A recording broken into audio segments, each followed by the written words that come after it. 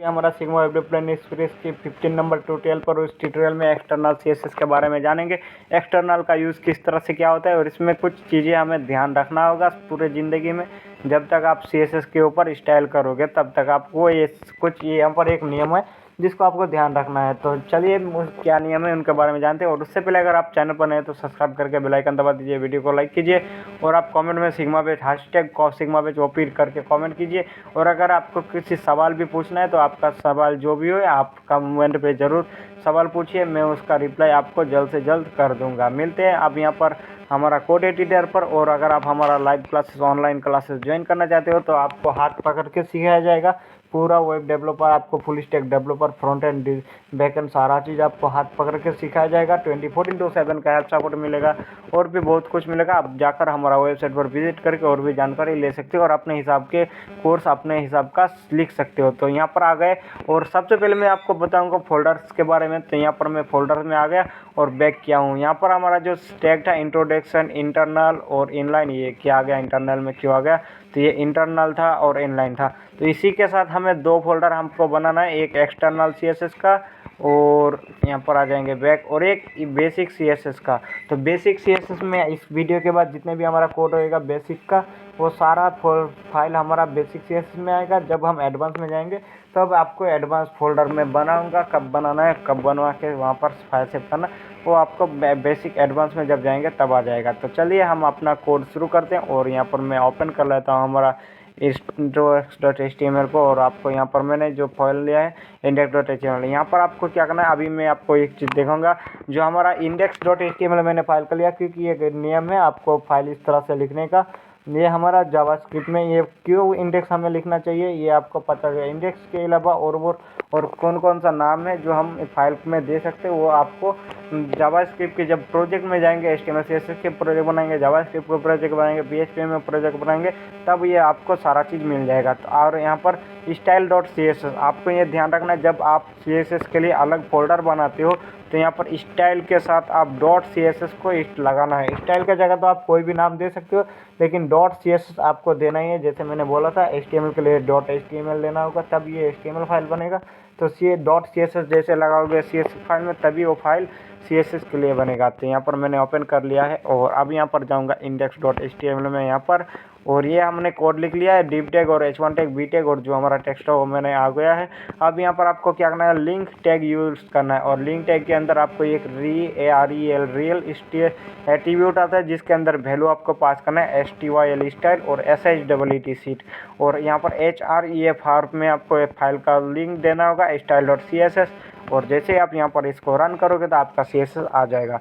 और अभी मैं आपको वो CSS फाइल भी दिखाऊंगा और ये सारा चीज़ आ जाएगा। लेकिन अब यहाँ पर style.css अगर आप कोई भी यहाँ पर कुछ मिस्टेक करते हो तो नहीं आएगा। जैसे CSS में एक एस नहीं दिया तो हमारा CSS स्टाइल नहीं होगा।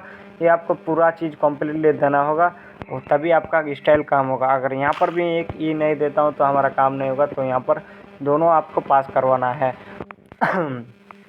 और इसका एक और एट्रीब्यूट आता है TYP टाइप एट्रीब्यूट। तो इस टाइप एट्रीब्यूट के बारे में हम जावास्क्रिप्ट में जानेंगे, जब जावास्क्रिप्ट के ऊपर काम करेंगे, जावास्क्रिप्ट फ्रेमवर्क में काम करेंगे तब मैं आपको टाइप एट्रीब्यूट के बारे में बताऊंगा। अभी आप टाइप एट्रीब्यूट को भूल जाओ और इस तरह से आपको कोड लिखना है, रियल एट्रीब्यूट लेना है REL और आपको इस तरह से लिंक करना है। अगर आप VS कोड में तो ये सारा कोड आपको ऑटोमेटिकली VS कोड लिख के देगा। आपको जो टाइप करना है लाइन के लिंक और क्लोन देना है और इस तरह से CSS dot link clone CSS जैसे आप VS कोड लिखोगे और इस लिखने के बाद आपको डायरेक्ट एंटर प्रेस करना है और एंटर प्रेस करते ये लाइन का कोड आपको VS कोड ऑटोमेटिकली लिख के दे देगा। ये स्टाइल शीट भी लिखा रहेगा, style.css भी लिखा रहेगा। ये आपको कुछ भी नहीं करना पड़ेगा, आपको सिर्फ इतना ही लिखना है VS कोड में। अब चलते हैं हम एक्सटर्नल फाइल में जो हमने एक्सटर्नल बनाया था। तो यहाँ पर CSS फाइल हमारा आ गया और जैसे मैंने div टैग को टारगेट किया h1 रेड आ गया और ये कलर रेड। अब रन करेंगे तो हमारा कोड जो है ये कुछ इस तरह सा बन रहा है। रेड की जगह आप कुछ भी दे सकते हैं। यहाँ पर मैं करता हूँ अब ब्लू BLUE ब्लू। तो यहाँ पर हमारा ब्लू कोड आ गया। अब मैं यहाँ पर क्या करूँगा, पैडिंग देना चाहूँगा यहाँ पर।